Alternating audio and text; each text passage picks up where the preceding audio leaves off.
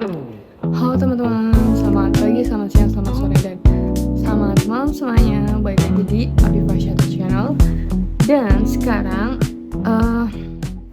di video kali ini kita akan berada di segmen Fusion, Review and Discussion. Jadi di Fusion kali ini aku bakalan ngebahas mengenai Sponsity. Kenapa aku kepengen banget ngebahas Sponsity ini, karena sebenarnya aku ngelihat dari problem yang Indonesia sekarang, sebelumnya sih, di akhir tahun 2025 sampai awal tahun 2026 itu kan Indonesia banyak banget bencana-bencana alam yang sering terjadi kan di Indonesia gitu. Dan juga problem awalnya itu ada di daerahku sendiri sebenarnya, ada di kecamatanku sendiri gitu. Salah satu daerah di kecamatanku itu ini adalah bukan spot, ini adalah jalan utama untuk perlintasan transportasi besar gitu. Kayak ya memang ini juga bisa digunakan untuk antar provinsi sih, jalan utama ini. Dan problemnya di jalan utama ini itu sering terjadi banjir gitu. Banjir yang menggenang di satu spot itu. Jadi memang ya problemnya di spot itu aja gitu. Nah, karena problem itu aku kayak cari-cari gitu, apa sih teori apa atau pendekatan apa yang bisa kita lakukan untuk kayak memitigasi terjadinya bencana yang seperti itu lagi gitu. Nah, aku menemukan si Sponsity ini gitu dari beberapa bacaan jurnal dan artikel-artikel yang aku baca. Ini juga sebenarnya salah satu topik yang mau aku jadiin jadi sebenarnya topik ini tuh sangat menarik sekali buat aku, karena background dari penyelesaian si topik ini itu juga terkait dengan arsitektur gitu. Dan arsitekturnya itu ke urban. Urban atau lanskap? Urban itu lebih ke perkotaan kan, dan lanskap itu sebenarnya untuk keseluruhan kota dan rural, urban dan rural juga kan. Ya, pokoknya lanskap atau urban itu nanti aja kita bahas. Dan intinya video kali ini itu kita akan ngebahas mengenai Sponsity. Nah, si Sponsity itu apa sih? Sponsity itu sebuah teori yang mengambil dasar dari green infrastructure, nature-based solution, dan sustainable design. Jadi memang si Sponsity ini adalah teori perencanaan dan perancangan untuk memitigasi sebuah kawasan atau area yang mana sering terjadinya bencana, lebih fokusnya itu ke bencana banjir sih teman-teman. Dan tujuan dari si Sponsity ini itu untuk lebih ke menyerap dari curah hujan yang terlalu tinggi atau besar, kemudian mereka itu di store kayak disimpan gitu di di satu storage besar di bawah tanah, dan setelah disimpan si air itu bisa dirilis kembali atau digunakan kembali untuk area-area sekitarnya gitu. Makanya si Spot City ini sangat sangat banyak dibicarakan atau sekarang juga banyak diimplementasikan di beberapa negara, teman-teman. Ya memang lebih lebih boomingnya itu nama Spot City ini tuh akhir-akhir ini, karena awalan dari nama Spot City ini tuh kalau saya baca dari salah satu jurnal, ini tuh awal mulanya tuh tahun 2015, dan pengusungnya itu negara Cina, guys. Jadi negara Cina ini memang memiliki problem di tahun 2000-an awal sampai belasan. Negara Cina ini memiliki problem yang sama dengan negara Indonesia sekarang ini, banyaknya bencana banjir gitu. Makanya mereka itu kayak mencari tahu bagaimana sih solving untuk bencana-bencana ini tuh tidak terjadi lagi di negara mereka gitu. Nah, para expert di negara itu memunculkan ide yang namanya Spot City.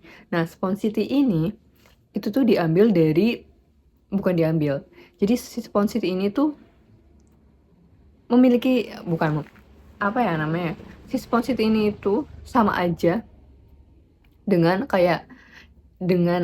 LID, lower,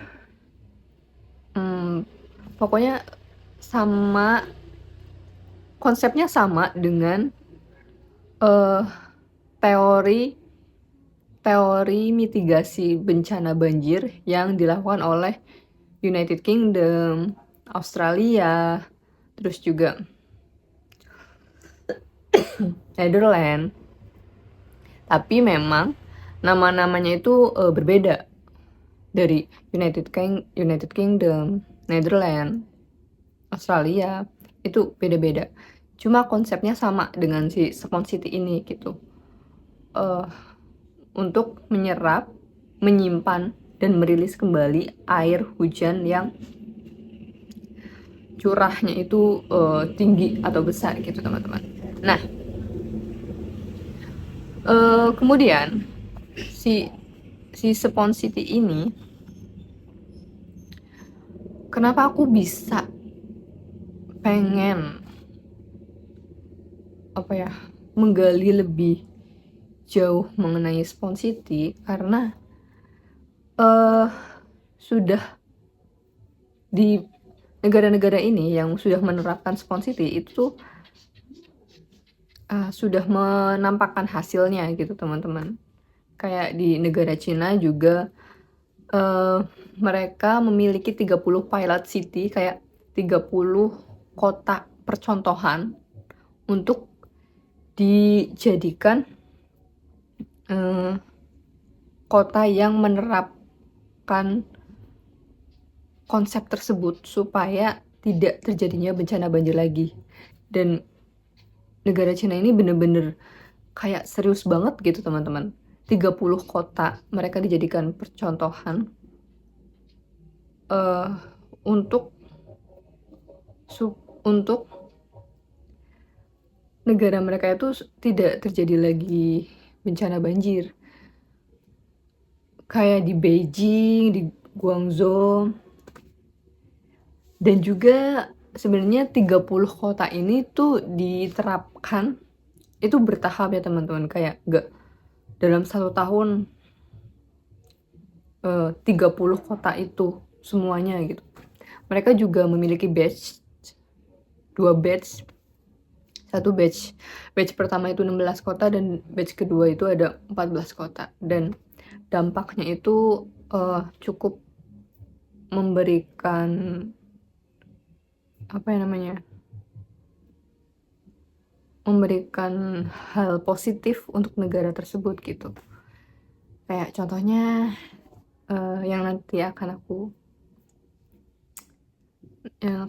aku spill di video-video ini, kayak Guangzhou, terus ada namanya gedung sport center apa gitu, mereka sudah menerapkan Smart City ini dan telah mengurangi berapa persen curah hujan atau berapa persen curah hujan yang harusnya meluap, mereka bisa mengurangi itu gitu.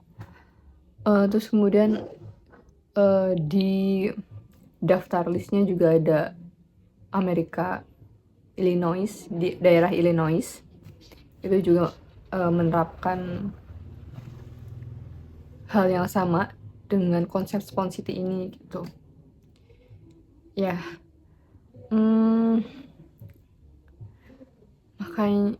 makanya aku pengen banget kayak mempelajari lebih lanjut Smart City ini, itu praktek-prakteknya itu apa aja gitu.